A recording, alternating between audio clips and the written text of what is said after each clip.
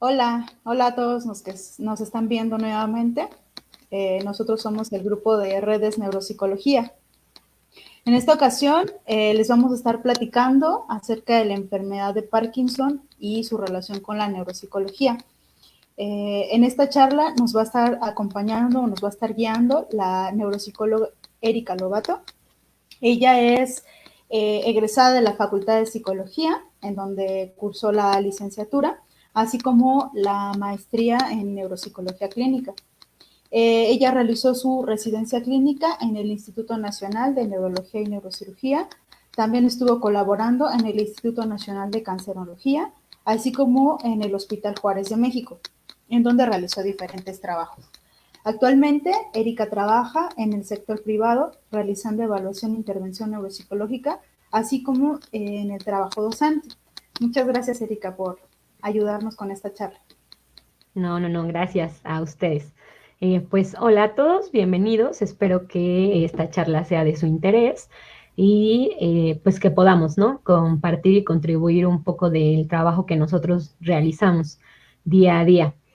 Pues bueno, el tema que vamos a desarrollar el día de hoy o del que platicaremos es pues enfermedad de Parkinson y, y neuropsicología, o cuál es el papel del neuropsicólogo pues en el abordaje de pacientes con esta enfermedad. Exacto. Muchas gracias, Erika. Bueno, pues obviamente lo primero que tendríamos que aclarar o preguntarte es ¿qué es la enfermedad de Parkinson? Eh, pues la enfermedad de Parkinson es una enfermedad neurodegenerativa, es decir, que afecta al sistema nervioso central.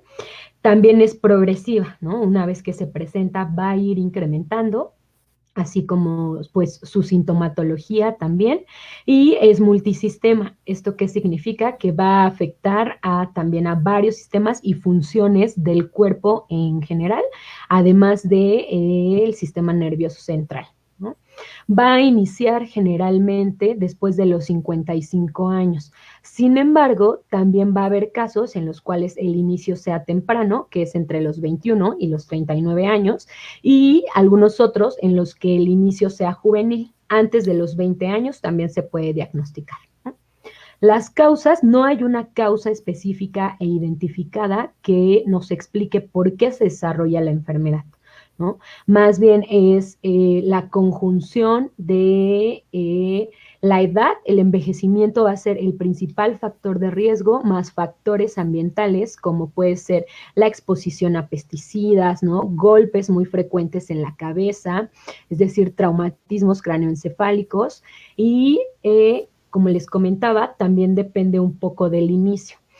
Cuando el inicio es juvenil o temprano, quizás también haya un factor genético o es muy probable que haya un factor genético implicado en el desarrollo de la enfermedad. Sin embargo, cuando es tardío no es así y la mayoría de los casos pues se presentan de forma tardía, ¿no? Ahora, a grandes rasgos, pues, ¿qué es lo que vamos a ver que sucede en el cerebro? Va a haber una pérdida progresiva de neuronas dopaminérgicas en una estructura que es la sustancia nigra pars compacta que se encuentra en el mesencéfalo. ¿Qué significa esto? Bueno, que esas neuronas van a morir y esas neuronas, al ser dopaminérgicas, pues están implicadas en las vías de este neurotransmisor, ¿no? Recordemos que la dopamina es un neurotransmisor implicado en distintas funciones.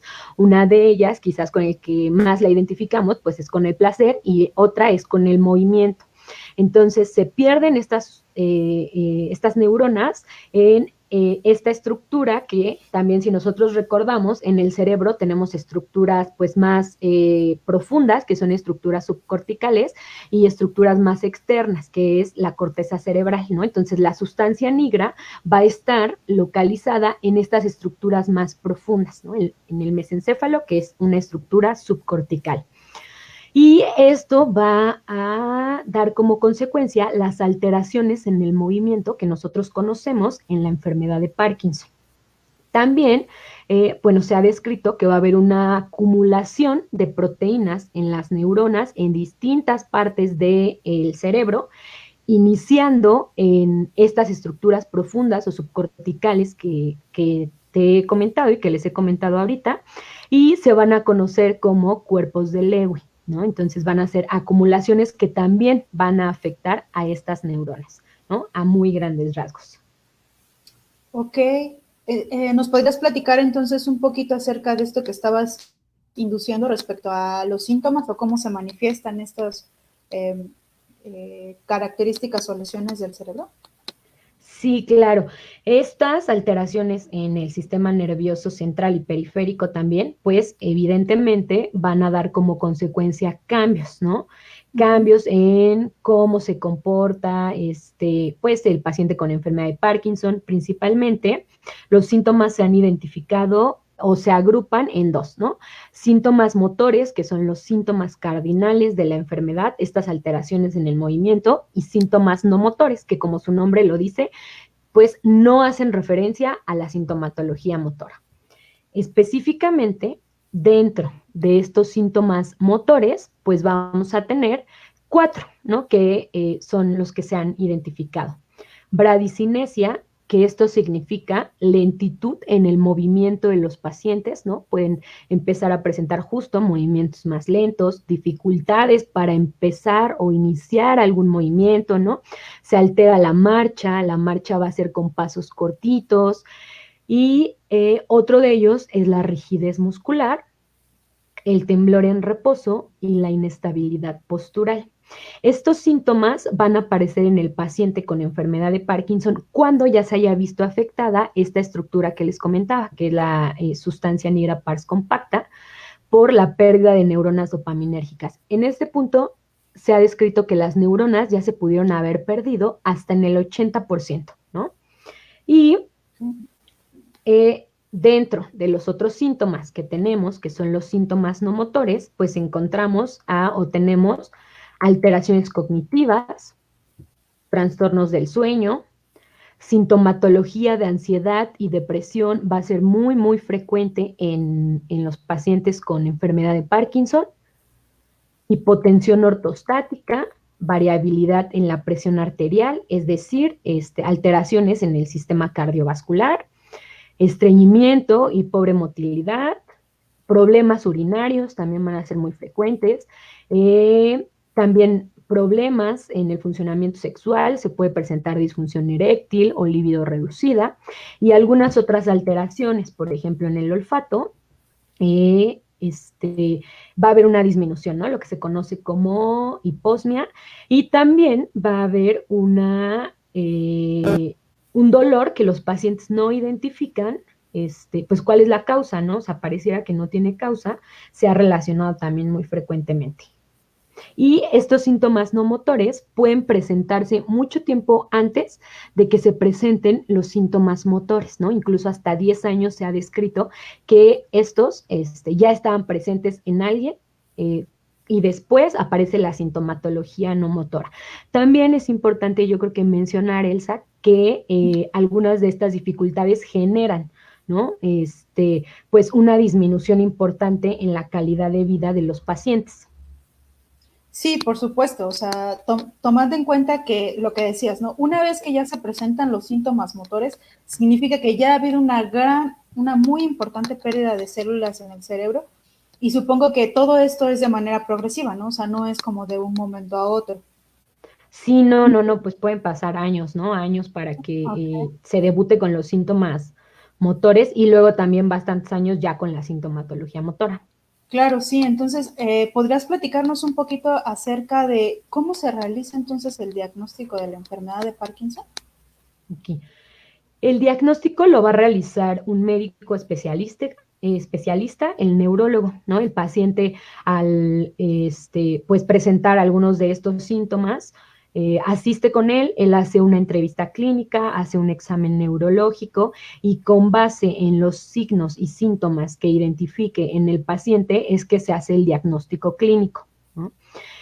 También pueden echar mano de algunos estudios de imagen o estudios muy específicos, por ejemplo, el transportador de dopamina, ¿no? Que es el neurotransmisor que te había comentado, les había comentado que estaba implicado.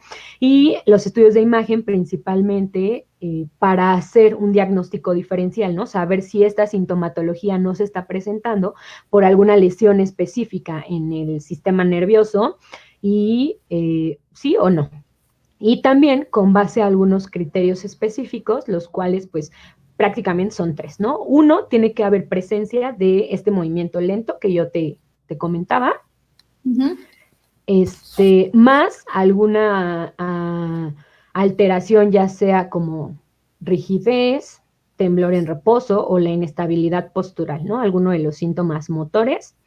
La segunda es que se debe descartar si no se debe a otro padecimiento o a una lesión cerebral, ¿no? Por ejemplo, a un accidente cerebrovascular y entonces a raíz de eso es que se presentan las dificultades motoras. O a un traumatismo cráneoencefálico, ¿no? Que es un golpe muy fuerte en la cabeza que requiere una hospitalización y a raíz de eso se genera una lesión cerebral y entonces se da como consecuencia, pues, que las alteraciones motoras. O también, por ejemplo, que sea un efecto secundario de algún medicamento, también puede pasar, ¿no? Entonces, ya una vez que se descartó, hay toda una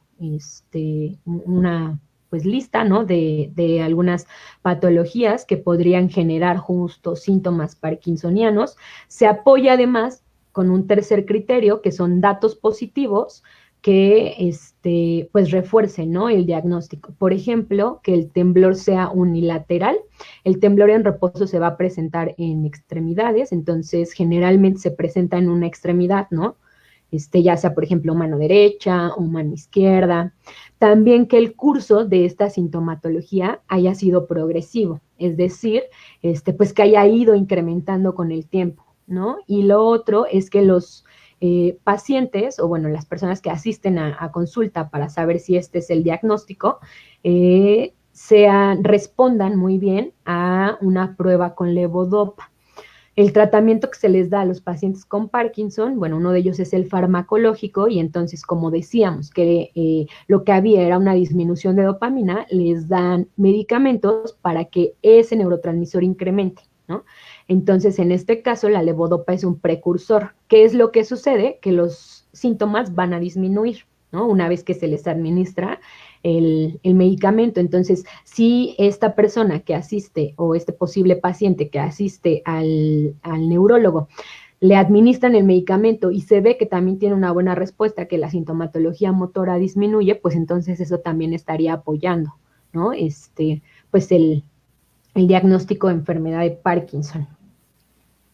Sí, de hecho nos diste muchísima información importante, ¿no? Yo creo que una de las cosas que a mí me gustaría como rescatar dentro de lo que nos comentaste es que no necesariamente todos los trastornos que se manifiesten de manera motriz o con síntomas motores necesariamente son Parkinson, ¿cierto? Sí, sí, sí. Los desórdenes del movimiento pueden acompañar distintas patologías, ¿no? Claro. Y aparte que también lo que tú nos decías respecto a la clínica que se observa en el paciente, ¿no? O sea, creo que también es importante rescatar que una de las cosas que se considera para hacer el diagnóstico, como decías, dentro de los criterios, es incluso la historia familiar del paciente, ¿no? Sí, también, ¿no? Algunos, pues como te comentaba, pueden tener un componente genético.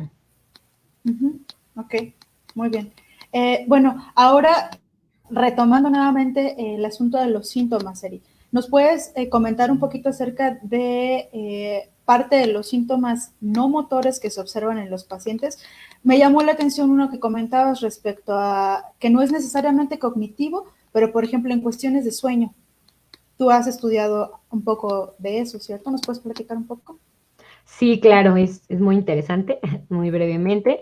Yo les había comentado, ¿no? Que hay síntomas no motores. Dentro de los síntomas no motores tenemos trastornos del sueño o alteraciones del sueño. Dentro de estas alteraciones del sueño tenemos uno muy específico que es el trastorno conductual del sueño-humor.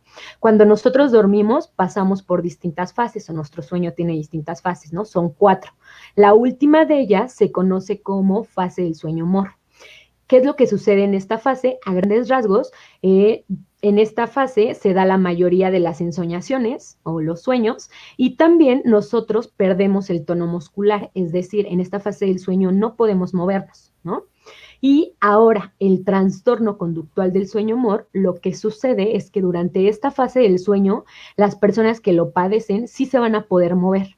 ¿Esto a qué lleva? A que entonces, como están soñando, lo que va a suceder es que van a actuar sus sueños, ¿no? Entonces, si ellos están soñando, no sé, que están pateando un balón, van a hacer el movimiento de patear un balón, ¿no? Ahora, una característica importante de estos pacientes es que generalmente sus sueños van a ser pesadillas, van a tener un contenido muy, muy agresivo y van a estar cargados de acción.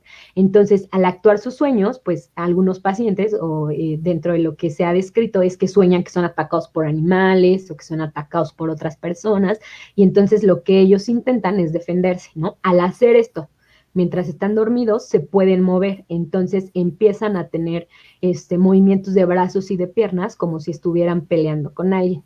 Esto implica pues que ellos pueden lastimarse y pues también lastimar a su compañero o su compañera de cama, ¿no? Y lo interesante de este trastorno es que se debe también a una degeneración en estas estructuras profundas o subcorticales que les comentaba y también se ha descrito que un porcentaje importante de estos pacientes, ¿no? Con este trastorno del sueño puede evolucionar a una enfermedad neurodegenerativa, entre ellas Parkinson. Y pues se ha visto, ¿no? También ya como les comenté, que este trastorno va a formar parte de la sintomatología no motora. Entonces, se puede presentar antes, incluso hasta 10 años antes de que se presenten las dificultades motoras y se tenga el diagnóstico clínico, o también ya se puede presentar después en el curso de la enfermedad, ¿no? Entonces es un predictor importante de la enfermedad y también nos da una ventana. ¿Para qué? Para poder estudiar cómo es que va evolucionando o cómo es que se va desarrollando. Ahora, ya en pacientes que tienen diagnóstico de enfermedad de Parkinson y además el trastorno del sueño, el porcentaje es elevado, ¿no? Hasta un 42% de los pacientes lo padecen. Y también se ha descrito que este trastorno en enfermedad de Parkinson puede ser un factor de riesgo para alteraciones cognitivas, ¿no? Entonces, pues la verdad es que es un aspecto, o bueno, un síntoma dentro de la enfermedad, pues bastante interesante, ¿no? No significa que todos los pacientes que tengan este trastorno vayan a evolucionar a una enfermedad neurodegenerativa, ¿no? Sino que el porcentaje es pues un poco mayor. Ok, ¿no? Qué interesante. ¿Y nos puedes dar solamente una pequeña indicación de cómo se hace o cómo se detecta como tal el trastorno conductual del sueño MOR? Es decir, ¿se necesita algún estudio o solamente porque vean que las personas actúan sus sueños, ya es seguro que tengan el trastorno? No, esto se puede confundir con otras alteraciones del sueño, por ejemplo, el síndrome de piernas inquietas, ¿no? Entonces, lo que se requiere es visitar a un especialista en sueño y que se les realice un estudio que es una polisomnografía, ¿no? Se les conectan electrodos en la cabecita, se les pide que se queden toda una noche a dormir dentro de un consultorio y se analiza el registro de la actividad cerebral, ¿no? Ya Manuel muy amablemente nos platicó la sesión pasada del eje, entonces se realiza el análisis de este electroencefalograma, va a haber aspectos muy, muy particulares que se van a identificar para poder dar el diagnóstico de este trastorno. Ok, muchas gracias. Oye, y a todo esto, ¿cómo participaría un neuropsicólogo? Una vez que existe ya esta enfermedad neurodegenerativa, ¿valdría la pena que los pacientes acudan con un neuropsicólogo? ¿Qué es lo que podría hacer? ¿De qué le serviría al paciente? Vamos al objetivo de esta charla, aterrizando. Pues la respuesta a esa pregunta es sí, ¿no? Sí, definitivamente. ¿Por qué? Bueno, yo les hablé de los síntomas no motores.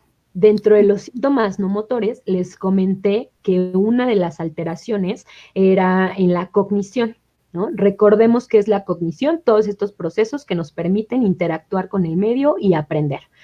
Atención, memoria, lenguaje, habilidades espaciales, ¿no? Habilidades motrices, visoconstructivas, funciones ejecutivas, ¿no? Que son aquellas pues más complejas, que nos ayudan a organizar, a orquestar a otras funciones, como memoria de trabajo, ¿no? Mantener y manipular la información, control inhibitorio, que nosotros podamos inhibir respuestas que tenemos muy aprendidas o muy automatizadas, o porque el ambiente en ese momento nos está pidiendo pues que las inhibamos, ¿no? O eso es lo que se requiere. Flexibilidad cognitiva, la capacidad para encontrar distintas soluciones a un problema, ¿no? Cognición social, toda esta parte de expresar y reconocer emociones en nosotros y en otros, ¿no? De tomar en cuenta las emociones del otro y con base en eso ir regulando mi conducta, ¿no? Prácticamente a eso nos referimos con el procesamiento cognitivo o con procesos cognitivos. Alguno de estos puede verse afectado en la enfermedad de Parkinson y en menor o en mayor medida, ¿no? Va a haber dos cuadros o dos trastornos que se pueden presentar. Uno es el deterioro cognitivo leve. ¿Qué es el deterioro cognitivo leve? Bueno, el paciente va a reportar una queja de que alguno de estos procesos él no está siendo como tan eficaz, ¿no? A lo mejor está teniendo algunos problemas de atención, algunos problemas de memoria, pero también nos dice que las actividades que él realiza o su funcionamiento en la vida cotidiana, tanto en actividades básicas como en más complejas, ¿no? Incluso laborales, en la esfera social, él no está teniendo ningún problema, ¿no? Dice, están ahí esas dificultades y claro que las percibo, pero todavía yo estoy haciendo mi vida dentro de lo que cabe, pues normal, ¿no? Realizando mis actividades. Eso es el deterioro cognitivo leve. Esta queja subjetiva del paciente puede ser evaluada con pruebas estandarizadas y entonces pues aquí es donde entra, ¿no? El neuropsicólogo. ¿Por qué? Porque es el que realiza esta valoración, ¿no? Y entonces así verá, bueno, sí, si hay un rendimiento menor al que nosotros esperaríamos con base en tu edad y en tu escolaridad, entonces aquí está ya de forma objetiva. En los pacientes con enfermedad de Parkinson se puede presentar hasta en el 30%. Puede evolucionar o también se puede presentar el trastorno neurocognitivo mayor o lo que conocemos como una demencia, donde está esta queja de que hay dificultades cognitivas, también está pues esta valoración que nos dice sí, sí las hay, ¿no? Estamos viendo que el desempeño es menor, pero además el paciente ya refiere que sus actividades en la vida diaria se han visto impactadas, ¿no? Ya no trabajan, cada día necesitan más el cuidado o la ayuda de una persona para realizar actividades un poco complejas, manejar dinero, transportarse fuera de casa, ¿no? O incluso pues para actividades ya más básicas, ¿no? De cuidado y de aseo personal. Y cada día es menos independiente. Entonces, el porcentaje, por ejemplo, de pacientes que tienen deterioro cognitivo leve y después evoluciona a una demencia es hasta del 80%, ¿no? Si bien la demencia es menos frecuente en pacientes con enfermedad de Parkinson, sí se da, ¿no? Ahora, ¿cuáles son como las características cognitivas, ¿no? Porque yo les hablé de que pues se ven alterados estos procesos, de que ellos reportan, ¿no? Que por ahí tienen algunas dificultades. Cuando nosotros hablamos del deterioro cognitivo, nosotros especificamos, hay un deterioro cognitivo en memoria, ¿no? Entonces es un deterioro cognitivo nésico. O hay un deterioro cognitivo en memoria y en otro proceso o en otro dominio. Entonces se ve alterada la memoria más, no sé, la atención, las funciones ejecutivas, las habilidades espaciales. En el caso particular de los pacientes con enfermedad de Parkinson, lo que se ha visto, lo que se ha descrito, es que el deterioro va a ser de un solo dominio o un solo proceso y no va a ser la memoria, es decir, no es amnésico. ¿Cuál es el que de forma más consistente se ha reportado? Las alteraciones en las funciones ejecutivas, ¿no? Ese va a ser el dominio que se va a ver más afectado, ¿no? Los pacientes empiezan a decir, no, pues de repente a mí me cuesta trabajo como estarme monitoreando, ¿no? He tenido algunas metidas de pata porque yo soy medio impertinente, ¿no? Y otra de los procesos cognitivos que se ha descrito son las habilidades visoespaciales. Sin embargo, estas han sido un poco menos consistentes, ¿no? Creo que tú por ahí nos podrías también hablar de ello un poquito. Sí, de hecho, algunas de parte de la literatura que se está haciendo en investigación tiene que ver con esta parte, ¿no? Normalmente se pensaba que estas dificultades espaciales tenían que ver solamente con fallos, por ejemplo, sensoriales a nivel de visión por la dopamina en la retina, pero no, se han hecho estudios en donde sí se ha encontrado que múltiples dominios de las habilidades espaciales o visoespaciales particularmente se han visto afectadas y sí, ¿no? Sí, sí parece ser que se ha enfocado mucho la investigación específicamente en caracterizar cómo son las dificultades de estos pacientes en ciertos dominios. Sí, claro que sí. ¿Y a qué va a estar asociado? Bueno, pues a la edad, ¿no? A mayor edad, mayor riesgo de desarrollar alguna alteración cognitiva, ya sea deterioro o demencia, al tiempo de evolución de la enfermedad también, a mayores años con ella, pues lo mismo, ¿no? Y a la gravedad también. En la evaluación que hace el neurólogo, bueno, él determina cuál es la gravedad de la enfermedad, pues eso también va a estar relacionado con la cognición. Claro, sí, en este punto podrías comentarnos más o menos cuál sería la participación ya en intervención del neuropsicólogo. Ah, sí.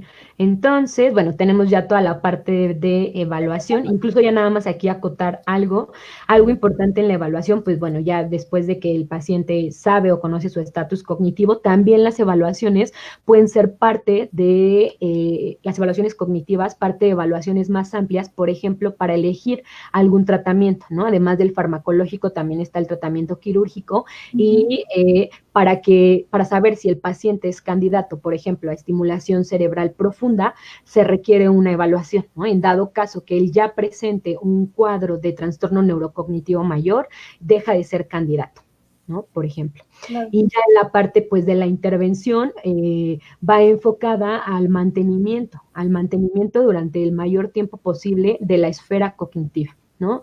De que durante el mayor tiempo posible, pues también el paciente sea funcional dentro de sus áreas, ¿no? Siga laborando o siga realizando sus actividades cotidianas o sus actividades de aseo y también pues a la independencia que él tenga con respecto a sus cuidadores. Claro, sí, sí, sí, por supuesto. Entonces, ahora, bueno, recuperando esto último que decías respecto a sus cuidadores, ¿hay algo que el neuropsicólogo pueda hacer también respecto a ellos, respecto a las familias que conviven con un paciente con Parkinson, ya sea cónyuges, hijos, cuidadores que pueden ser desde enfermeros o sombras? ¿Qué se puede hacer desde la neuropsicología con estos cuidadores? Sí, claro que sí. Bueno, yo creo que primero que nada es la psicoeducación, ¿no? Dar información a los cuidadores y también al mismo paciente sobre qué es la enfermedad de Parkinson, en qué consiste, cuáles son sus síntomas, ¿no? Porque muchas veces ellos pues tienen muy presentes los síntomas motores, pero los síntomas no motores no, y pues es como, es que porque me duele esto, ¿no? Es que a lo mejor porque me siento así, o de repente pues ya me enfermé como de un montón de cosas. También como para que ellos puedan ir previniendo, ¿no? O sea, qué es lo que se espera que pudiera suceder en un futuro o conforme la enfermedad progresa, en la medida de nuestras posibilidades, pues tratar de responder todas sus dudas, porque si bien es como muy importante la relación que ellos tienen con su médico, que es quien está monitoreando la progresión de la enfermedad, creo que también muchas veces ellos no alcanzan a responder o incluso ellos mismos como a preguntar, ¿no? Como las dudas las dudas que tengan sobre esto. Y también, pues, intervención directa con los cuidadores, ya sea en sesiones individuales o a través de grupos de apoyo, porque muchas veces también ellos requieren, ¿no? Estrategias de manejo, ya sea conductual, estrategias de estimulación cognitiva, no sé, hábitos de sueño, hábitos de alimentación, actividades que ellos puedan realizar. Entonces, tanto en la intervención individual como en los grupos de apoyo, pues es información que se les brinda, ¿no? Buscando que los pacientes tengan la mayor, pues, calidad de vida posible. Uh -huh.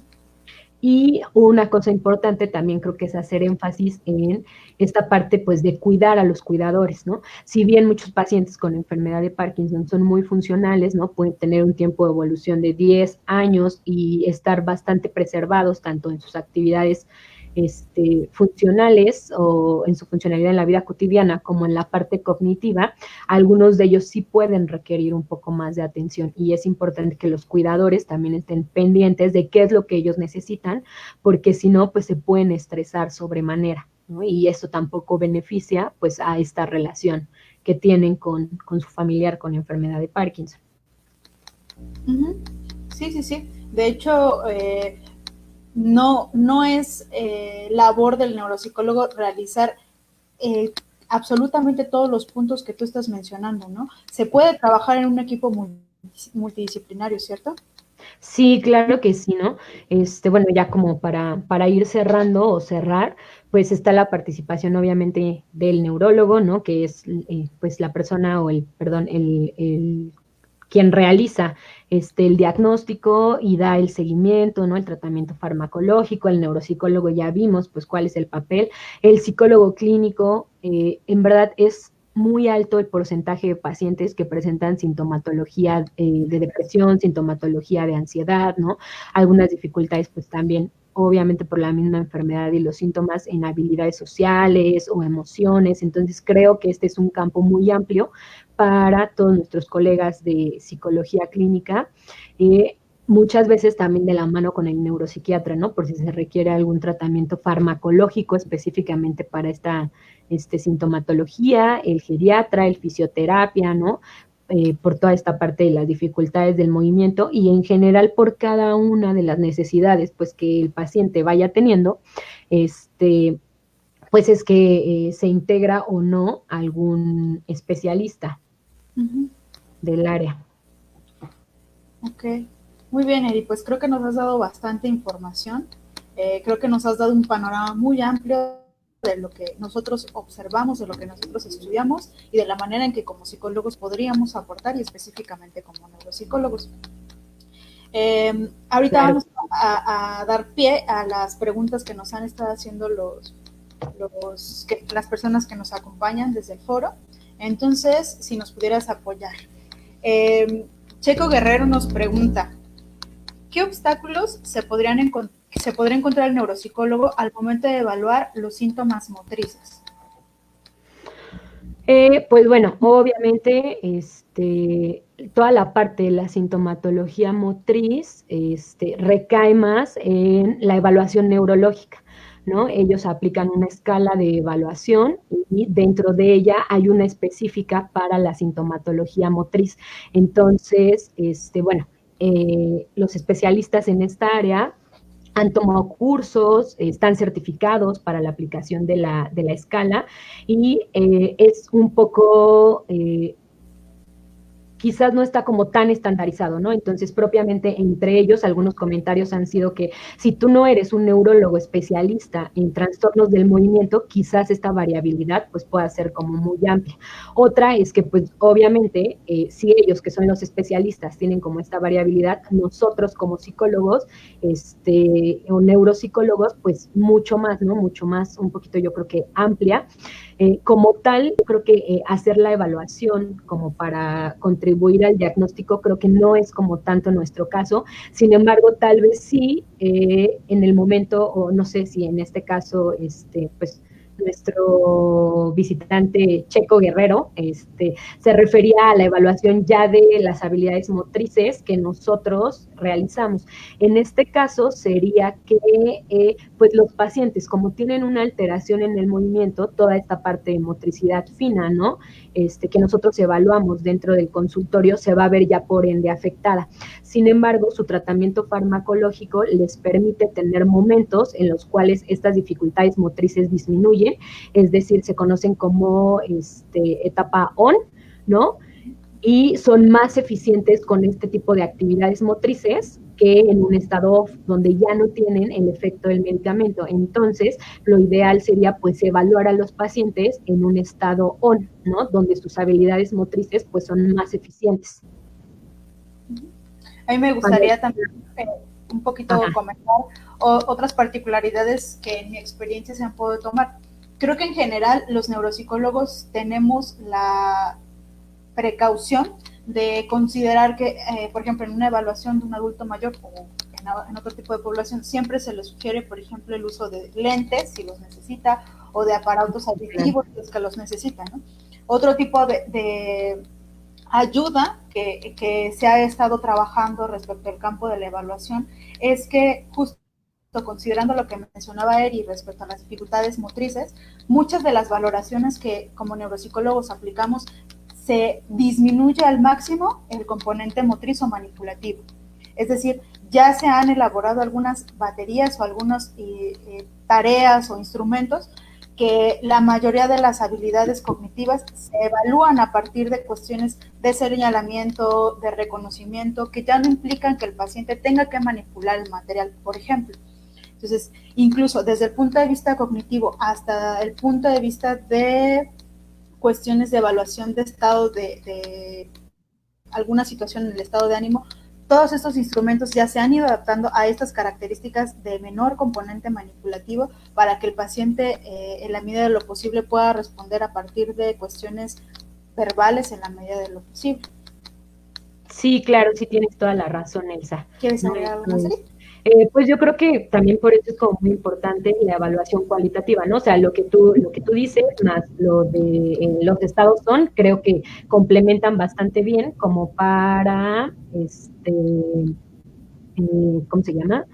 Que ellos puedan, ¿no? Realizar como estas actividades. También creo que está como todo el componente cualitativo, ¿no? Si nosotros identificamos que quizás en alguna copia vemos pues que el trazo sí no es continuo, ¿no?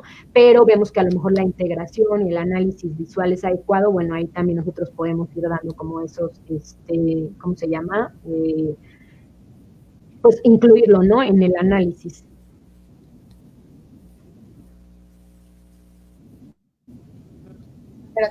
Valoraciones cualitativas. Muy bien. La compañera Sara Rico nos pregunta, ¿en qué género se presenta más? Supongo yo que se refiere como a entre hombres y mujeres la prevalencia, y pregunta, ¿aquí en México son frecuentes los casos? Se presenta más en el género masculino, ¿no? Hay una incidencia de 2 o 3 a 1 por cada una de las, bueno, mujeres, bueno, aquí hablamos de sexos, ¿no? Sexo, bueno, hombre y sexo mujer. Entonces sí es más frecuente, así en los casos. Y aquí en México, ¿qué tan frecuentes son? Ay, no recuerdo ahorita las cifras, Saraí, pero no hay estadística como tal, ¿no? Como quizás con otras enfermedades, por ejemplo, por el INEGI.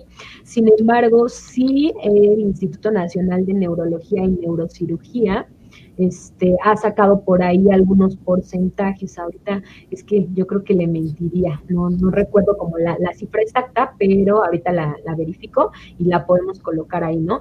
Pero a nivel mundial, bueno, sabemos que es la segunda causa de enfermedad neurodegenerativa y va a ser el primer trastorno en que se ve afectado el movimiento, ¿no? Entonces, si hablamos después del Alzheimer, ¿no? Ajá, después del Alzheimer, si hablamos de una incidencia importante. Ok. Checo Guerrero nos aclara un poquito en función de qué iba su duda. Creo que pudimos complementar las respuestas, Checo. No sé si todavía te quedaste un poquito con duda respecto a esta parte de la valoración de los pacientes. Y por otra parte también nos pregunta que si podemos hablar un poquito más acerca del estado on y off y como neuropsicólogos cómo podemos anticiparnos a estos estados. Sí, claro, les comentaba que en los estados on y off, bueno, van a depender como del punto máximo de eficacia del fármaco, ¿no? O sea, si lo queremos ver así, entonces, pues el paciente, en función de sus síntomas, va a estar medicado cada determinado tiempo, pueden ser cada 4, 6, 8 horas, ¿no? Eso ya lo determina el neurólogo. Y el punto, pues, máximo, ¿no? En el cual, una vez que ellos consumen el medicamento, después de determinado tiempo, todo un proceso de farmacocinética, pues los síntomas motores empiezan a disminuir. En ese momento, los pacientes lo que comentan es que es donde ellos aprovechan, ¿no? Para realizar la mayor cantidad de sus actividades, ya sea tanto en casa o de otro tipo. Después, cuando los efectos del medicamento empiezan a disminuir, pues vuelve a aparecer la sintomatología motora, ¿no? Que es el estado off. Ahora, ¿cómo nosotros podemos anticipar estos estados? Pues va a estar en función del medicamento. Lo que generalmente se puede hacer es agendar la cita cuando la toma del medicamento pues haya sido reciente, ¿no? Anticipando justo, pues no sé, es media hora o una hora que se presentan los efectos máximos y disminuye la sintomatología motora, entonces usted paciente vamos a tener cuidado de que cuando nosotros estemos realizando las valoraciones coincidan como con estos puntos, ¿no? Que el medicamento pues haya consumido previamente para disminuir pues como ese componente dentro de la ejecución. Claro que, pues bueno, esto no se va a poder como en todo, o sea, no va a ser algo que nosotros pues podamos controlar como tal. Sí, sí, por supuesto. Adams Bustos nos dice, un psicopedagogo también tiene facultades para trabajar en un equipo multidisciplinario. Sí, de hecho, creo que al final del comentario del equipo multidisciplinario, Erika decía, ¿no? Que habían otros muchos especialistas que tenían o que participaban dentro del tratamiento del paciente, dependiendo de las necesidades del mismo. O sea, nosotros mencionamos, o bueno, Eric nos mencionó algunos, pero hay muchos otros médicos que pueden estar involucrados, u otros especialistas, u otros psicólogos que pueden estar involucrados específicamente dependiendo de la sintomatología que presente el paciente o la familia del paciente. Sí, claro que sí. Bueno, aquí Adam, pues sí, en un equipo multidisciplinario, por ejemplo, no sé si quizás la pregunta iba como un poquito más específica, si ellos podían tratar algunas de estas dificultades cognitivas que se pueden presentar, ¿no? Que según yo entiendo también pues es lo que hace nuestros colegas psicopedagogos dentro de el área pues educativa. Aquí creo que lo más conveniente sí es que el tratamiento de intervención cognitiva pues se haga por un especialista, ¿no? En este caso sí un neuropsicólogo que conoce como las bases de no solo del procesamiento cognitivo, sino de intervenciones y además de intervenciones en este tipo de población, ¿no? Vemos que son distintos sistemas los que se ven afectados, entonces creo que ahí podría ser interesante. Bueno, abordarlo ellos quizás desde su área, ¿no? Sí, Con, sí, sí, sí, o sea, sí, digamos, las capacidades que tienen dentro de su área de formación. Sí, sí, sí, por supuesto, o sea, se podrán incluir desde, como decía él, ¿no? Psicopedagogos, incluso tanatólogos, pueden incluirse terapeutas ocupacionales, trabajadores sociales, o sea, sí son como un equipo muy grande el que puede participar, pero depende de las necesidades del paciente. Adams nuevamente nos comenta, la sintomatología puede ir variando mientras el paciente esté medicado de acuerdo al registro cualitativo y cuantitativo. La sintomatología sí va variando, o sea, sí, creo que sí va como enfocado a que si va cambiando, sí va cambiando, ya lo vimos en el caso de los síntomas no, motores. Para el caso de los síntomas no motores también, ¿no? Lo ideal es que los pacientes lo comuniquen con su médico, a veces se hacen ajustes de dosis o incluso pues se mandan a otro especialista para que se dé el tratamiento adecuado. Ahora, al registro cualitativo y cuantitativo, no me queda muy bien o no me queda clara la pregunta. Creo que respecto a cuantitativo de si hacemos como mediciones, ¿no? Específicas de a lo mejor, pues qué tantas alteraciones están presentando y con qué frecuencia, pues esperaríamos que sí. Y cualitativo, si el paciente lo reporta, pues por ejemplo, respecto a la sintomatología motora, sí, ¿no? O sea, es muy evidente que ellos, por ejemplo, identifican cuáles son, pues como los mejores momentos del día o qué actividades pueden ser como peligrosas, ¿no? Incluso en qué momentos se sienten como más seguros al realizarlas, actividades que impliquen motricidad principalmente.